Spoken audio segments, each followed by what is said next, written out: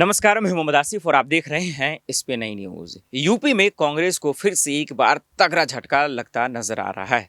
दरअसल उपचुनाव यानी लोकसभा के उपचुनाव हो रहे हैं दो सीटों पर, आजमगढ़ और रामपुर में।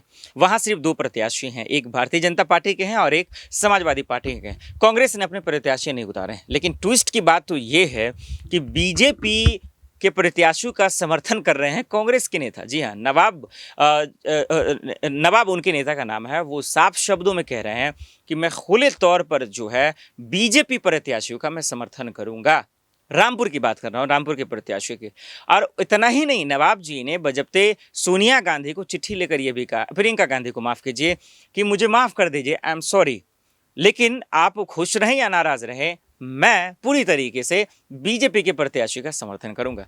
देखिए, इस लोकसभा उपचुनाव में किस पार्टी की जीत हार होगी उससे तो कोई मतलब नहीं है, लेकिन कांग्रेस के अगर एंगल से देखा जाए तो कांग्रेस एक तो प्रत्याशी उतारी नहीं, इससे साफ जाहिर हो गया कि कांग्रेस के अंदर अब कुछ नहीं बचा। दूसरी तरफ उनके नेता अगर किसी पार्टी का समर्थन कर रहे हैं, इसका मतलब कांग्रेस पूरी तरह से बर्बाद हो गई। तीसरा ये भी है कि कांग्रेस अब इस बात को समझ चुकी है कि यूपी में अब हमसे कुछ ना हो सकेगा। अब सवाल ये है कि आखिर इस पर क्या एक्शन लेंगी प्रियंका गांधी, ये देखना होगा, क्योंकि उन्होंने उन्हीं को कोट कर साफ शब्दों में कहा कि मैं बीजेपी का समर्थन करूंगा, आपको जो करना है कर लीजिए, आई एम सॉरी, साफ शब्दों में कहा।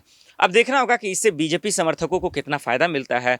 इससे ये देखना होगा कि आजमगढ़ में दिनेश लाल निरहुआ को खड़ा किया गया है और दूसरी तरफ आजम खान इस वक्त जेल से बाहर हैं। बीजेपी के लिए बहुत चुनौतियां हैं। क्या बीजेपी जीत पाएगी, ये बड़ा सवाल है। और इसलिए बड़ा सवाल है क्योंकि आजम खान की अलग पकड़ है रामपुर में, समाजवादी पार्टी की आजमगढ़ में अलग पकड़ है।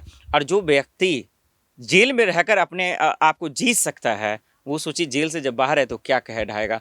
तो बड़ी ट्विस्ट वाली ये दोनों सीटें, देखते हैं किसकी जीत किसकी हार होती है। और इस बीच में प्रियंका गांधी का क्या जवाब आता है इस प्रत्याशी को लेकर, ये बड़ा सवाल रहेगा। चलिए, आज के लिए इतना ही। बाय, खबरों के लिए देखते रहे स्पेन आई न्यूज़। नमस्कार।